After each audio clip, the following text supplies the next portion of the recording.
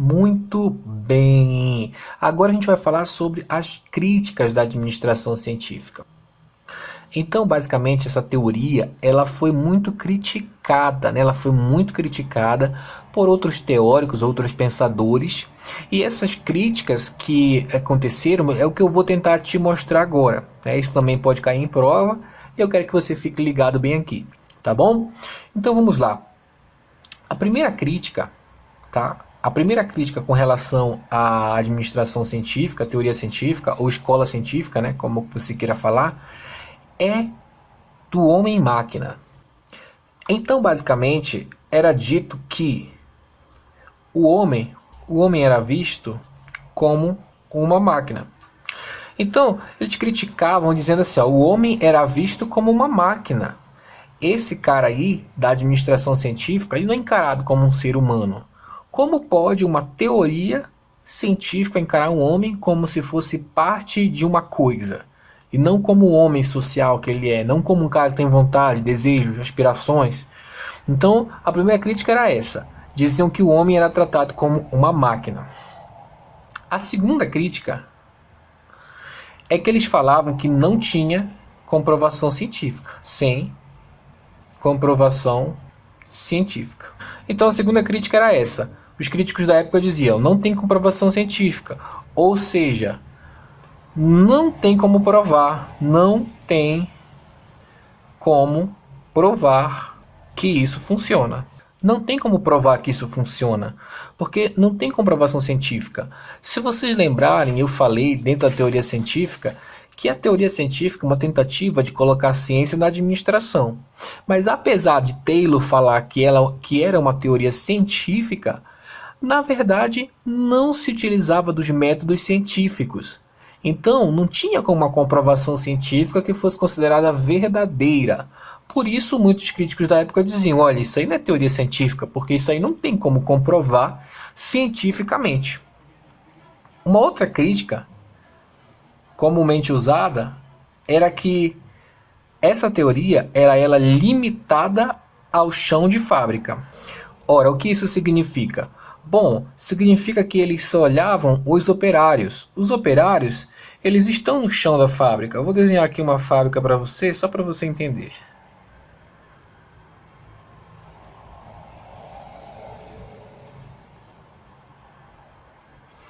Então vamos imaginar que isso aqui é uma fábrica, e isso aqui é o chão da fábrica.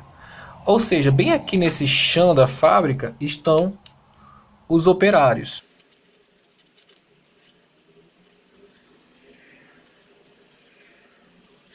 Bem aqui no chão da fábrica estão os operários. Aqui no teto da fábrica estão os gerentes. Normalmente os gerentes ficavam, os gerentes, os diretores, os donos da fábrica ficavam no alto da fábrica. Que esses caras eram os pensadores, aqueles que pensavam na estratégia. Já os operários ficavam no chão da fábrica, onde era a parte operacional da coisa, onde realmente as operações aconteciam, onde os produtos eram produzidos. Então, essa teoria científica ela era criticada porque ela se limitava apenas a olhar os operários e as suas tarefas. Não olhava as outras coisas. Não olhava que tinha gerente, que tinha princípios da administração, que envolviam outras coisas como organização, liderança, não enxergava a parte social da coisa, só enxergava os operários e suas tarefas. Então ela foi criticada por isso. Como é que você quer desenvolver uma teoria que foca apenas em uma parte, só foca no operário? Então isso é limitado, então não posso considerar essa teoria como sendo uma boa teoria porque ela é limitada. Beleza? Era isso que alguns críticos falavam. Mas além disso, nós também tínhamos outra crítica, que era o seguinte, era que essa teoria, ela não funcionava em todo tipo de situação. Então, alguns críticos da administração também falavam isso. Ora, como é que você quer fazer uma teoria organizacional, uma teoria para administrar uma organização, sendo que essa teoria ela não dá certo em toda situação? Aí você pode perguntar, como assim não dá certo em toda situação?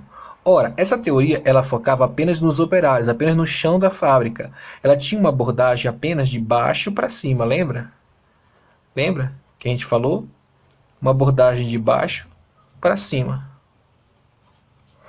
Então, ela só olhava isso, sendo que eu tenho fatores externos à fábrica, eu tenho problemas que podem acontecer, catástrofes de natureza, eu tenho problemas com políticas que podem mudar, eu tenho uma série de situações que estão externas à fábrica, uma série de situações que podem acontecer também e que não estão diretamente relacionadas ou nem um pouco relacionadas ao chão da fábrica. Então essa teoria científica ela só funcionava se eu estivesse olhando o trabalho do operário. Mas se eu fosse olhar para outras situações inerentes a uma organização, essa teoria não funcionaria. Então, também era criticada por conta disso. E, logicamente, isso que eu acabei de falar, entra mais uma crítica, que era a crítica do sistema fechado. O que isso significa? O que era a crítica do sistema fechado? Basicamente, alguns críticos da teoria científica falavam o seguinte: olha, a teoria científica ela olha apenas para dentro das organizações, ela olha apenas para dentro das fábricas, ela olha apenas para o chão da fábrica, porque acontecia no interior das organizações, no interior das fábricas da Revolução Industrial. Ela não olhava para fora, ela não olhava para situações externas que poderiam acontecer. Então, esse sistema fechado é como se a organização fosse fechada em si mesma, só focasse dentro dela. Só que o sistema de dentro de uma organização interage com o sistema de fora. Então, é um sistema aberto, né? Nós vamos ver em futuras teorias que existe uma ideia de sistema aberto, quer dizer, o que está dentro da fábrica interage com o que está fora da fábrica. Então, como é que eu posso criar uma teoria cujo sistema é fechado, só olha para dentro? Então, essa teoria está incompleta, né? Essa teoria é incompleta, não posso usá-la. Então, é mais uma crítica que era feita. E uma outra crítica que também era feita era da super especialização do operário. Então, sabe aquele cara que ficava o tempo todo ali só martelando? Sabe aquele cara que ficava o tempo todo só martelando o prego na parede? Só martelando? Esse cara, ele vai se super especializar, ou seja, ele vai ser um craque em martelar prego. Só que tem um problema nisso aí, o trabalho dele é chato, repetitivo, cansativo. Quem é que quer ficar, às vezes, até 14 horas por dia só martelando, só pregando prego na parede? Ou só apertando parafuso, ou só carregando cimento, ou só fazendo uma coisinha simples, repetitiva, sem nenhum desafio. Então, essa super especialização do operário, que a teoria científica trazia, era algo ruim, segundo alguns críticos. Então, por conta disso, não representava uma motivação do operário, não fazia o cara querer trabalhar de verdade, né? Até porque os caras pensavam que a única maneira de motivar o operário era com dinheiro. Por isso aquela questão de homo econômicos, né? A única maneira de fazer esse cara trabalhar é incentivando ele, dando prêmio salarial, pagando por peça, enfim. Mas ele ficava super especializado com isso. E por ele ser super especializado, aquele trabalho era monótono, chato, repetitivo. Podia dar alguma doença também nele, por tanto esforço repetitivo, enfim.